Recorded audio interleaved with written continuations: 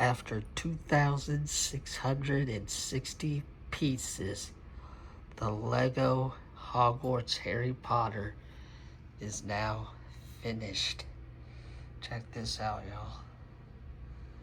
It is officially complete. After all this time,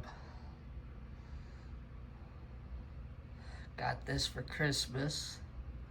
Of course, I didn't, work on it every day or I'd be done sooner, but, it happens. But now, it is complete. We got the Weeping Willow back here. The flying car. Check this out. Wonder what one I should do next. Which Harry Potter Lego set should I do? Let me know down in the comments, and maybe I just might do it.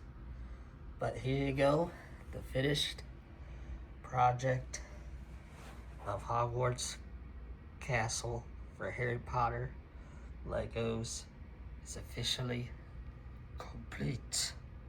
Let me know what you think.